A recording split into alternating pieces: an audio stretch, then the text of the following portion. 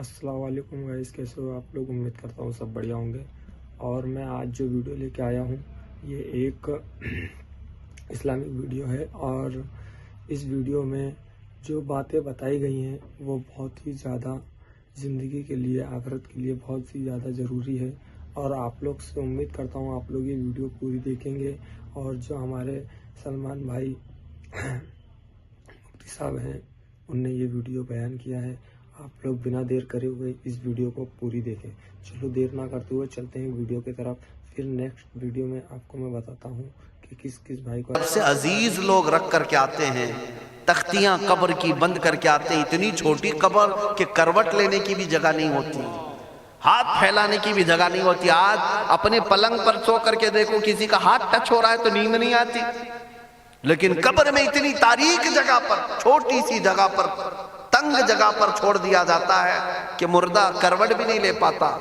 फिर प्लस उसको ऊपर से नीचे से पेट से बांध करके रख दिया जाता है। तुम्हें पता है अब हुक्मा ने जो लिखा है वो सुनो बुजुर्गों ने। जैसे ही तीसरा दिन आता है तुम्हारी कब्र की जिंदगी का, जब 3 दिन गुजरते हैं तुम्हारी नाक के जरिए से पेट की चीजें बाहर आने लगती हैं, मुंह के जरिए से आंतड़ियां या जो भी अंदर का लिक्विड है सब बाहर आता है। 5वें दिन कान के अंदर से भेजा निकलने लग जाता है।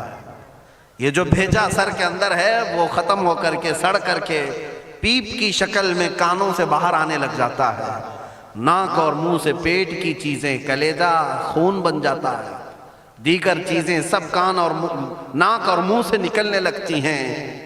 और 40 दिन तो बहुत दूर की बात है, 8वें दिन उसका पेट फट जाता है। पेट फूलते फूलते फट जाता है, और जैसे ही पेट फटता है कब्र में कीड़े पैदा किए जाते हैं।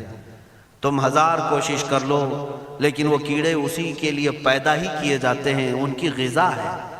वो नाक से निकला हुआ गूदा, मुंह से निकला हुआ गूदा खाने के लिए कीड़े जमा हो जाते हैं, पूरे जिस्म पर तारी हो जाते हैं। पेट जब फट जाता है तो इतनी शदीद ताफ़ुन वाली बू आती है कि कब्रें बंद होती हैं, वरना कई लोग सिर्फ बू से बीमार हो जाते हैं, कई लोग। और यही हमारे जिस्म की हैसियत है, यही हमारे जिस्म की हकीकत है।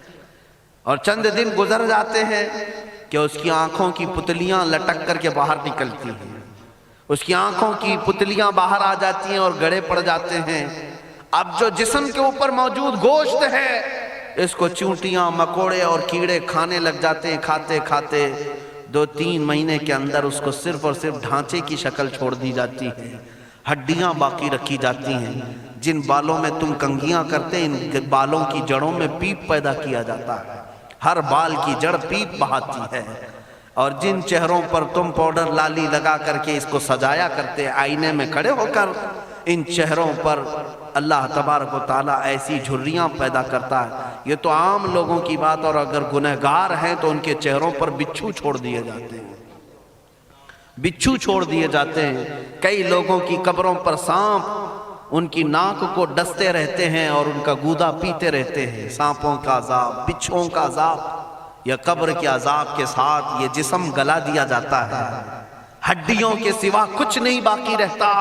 तुम क्या समझते हो मरने के बाद एहसास नहीं होगा? मरने के बाद हर दर्द का एहसास दुगना कर दिया जाएगा। आज जिंदगी में जितना तुम्हें चूंटी काटने से दर्द होता है, मरने के बाद ये दर्द 10 गुना ज्यादा बढ़ जाएगा।